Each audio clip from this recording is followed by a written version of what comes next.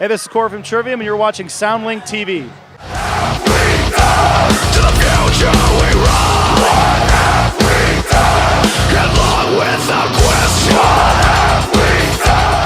What is up, everybody? This is Trent with SoundlinkTV, hanging out with Trivium. How you doing, man? Good, how you doing? Pretty good. You guys played earlier today. I was able to catch your set. It was very energetic. It's loud. It was banging. So how was your summary of the day so far, Ben? It was awesome. We had a great time. Felt like we played pretty awesome, and the crowd was crazy the whole time. So definitely Carolina Rebellion. Out of doing the festival circuit for a couple of years, it's always Carolina Rebellion's always like the rowdiest crowd. Oh, really? And the last couple times we played here, like on the other stage, even playing at like 12:50, like right out the gate, they were just going for it. So today they definitely topped the previous times. They were just going for it. So we had a great time. It's probably the craziest crowd we played to in America before. So wow, that's insane. They definitely brought it. So good job, North Carolina. So going. Well, you already said this is the craziest crowd and everything, but going from like a controlled environment, like a regular everyday venue on tour to like a festival like this, what are some things you do to adjust for that, to prepare for that, and some tricks you may throw out for a festival you may not do at a venue? We've been doing festivals for forever.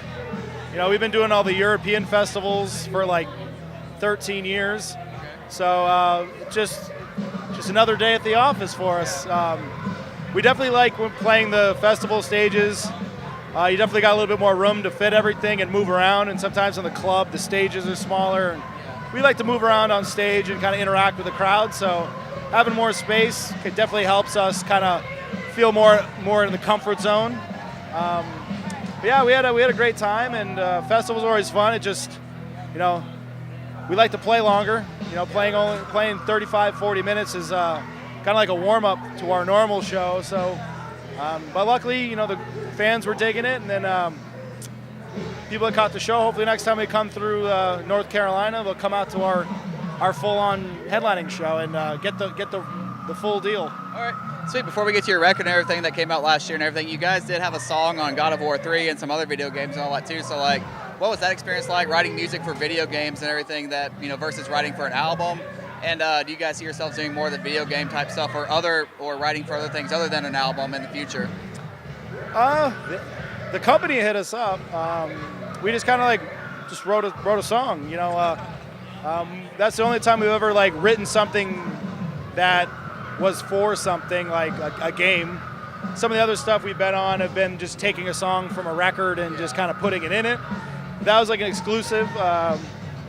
So it was, it was just kind of, we just went about it the same that we normally put a song together, but it was cool. They gave us a free copy of the game. So. Did you enjoy the game, listening to your own song, playing it and all that, or? I don't know. Is it actually in the game, or is it just a soundtrack for the game?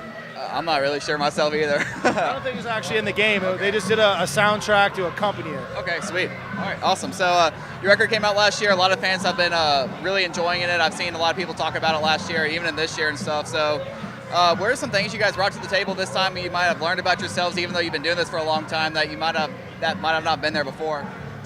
We just went into it, just wanted to write a really ripping metal record and just kind of not get sucked into the formulaic kind of people writing for something, like writing specifically to get on the radio or something like that, and just kind of really just kind of either softening or kind of dumbing down, getting more simplistic to think that that's going to get more fans. And okay. We just kind of took the approach where our fans like it when we just rip, just play tons of riffs and have the screaming and big melodies and guitar dual stuff and solos. So we're just we're just going to write a record that's just, this is what Trivium is. It's not writing for anything besides just writing a really, killer record, a great metal record that you can listen to from start to finish.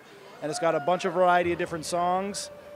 And that's just how we approach it. We didn't let any, producer or record label dictate what we did. We're just kind of blocked everyone out and just went into our jam spot and just wrote music that we thought that we wanted to play and what we thought was really cool. So that's always kind of been our approach, and the fans seem to they get it. They get what we're doing, and ever since the first record, it's like when you don't have any fans, you just write music that you like to play and that you think's cool, and then the fans, we just kind of always kept that approach that we think, if we enjoy it and we're having fun playing it and writing it, then we think our fans will too. So we just kind of wanted to just hit people with some heavy shit.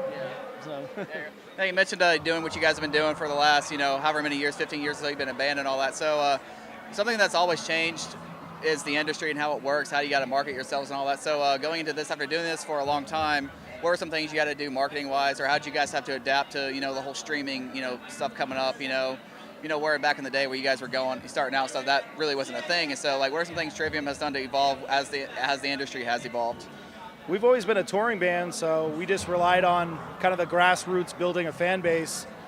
And then, we're big supporters of streaming. We all use and love and support Spotify and all the streaming music. So that's one way is to embrace new technology and help promote it. We try to get as many fans to try it out, because the more people that pay for the service, the more money that gets put into it to pay bands money, and it's convenient. You don't have to drag around CD booklets on tour anymore. So it's just always about just trying to find the new media, new ways to promote stuff, and obviously with people being able to listen to whatever they want. Like if you pay for Spotify, you listen to any kind of music you want.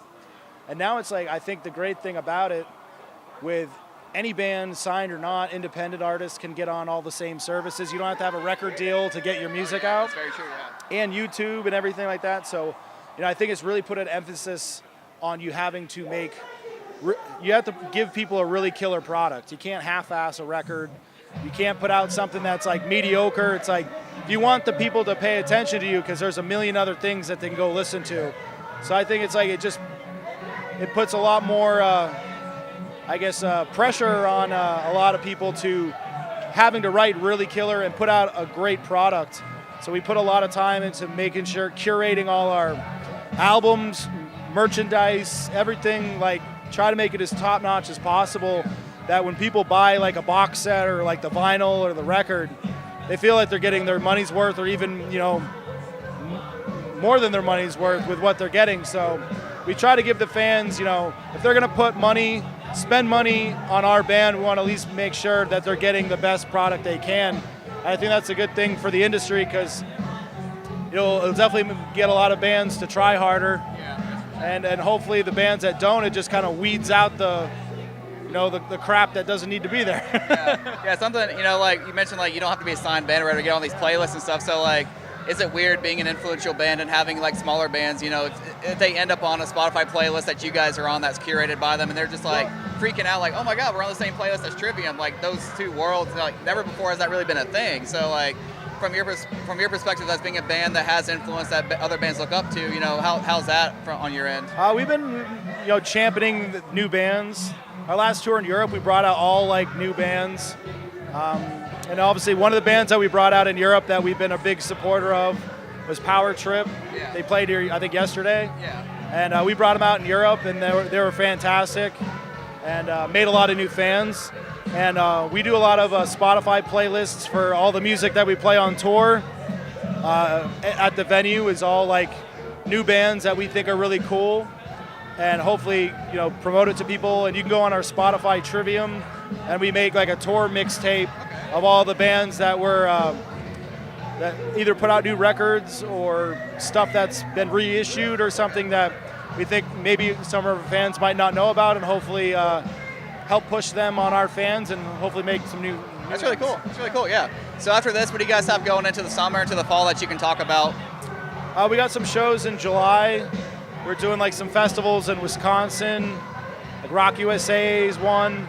We're doing a festival in Bangor, Maine, Heavy MTL in Montreal, and then some headlining shows in between. But it's a quick two-week run, and then doing a headlining tour in the fall, which hasn't been announced yet, but keep an ear out for it. It's gonna be got a really cool bill, and hopefully we'll, when the dates come out, hopefully we play in your area.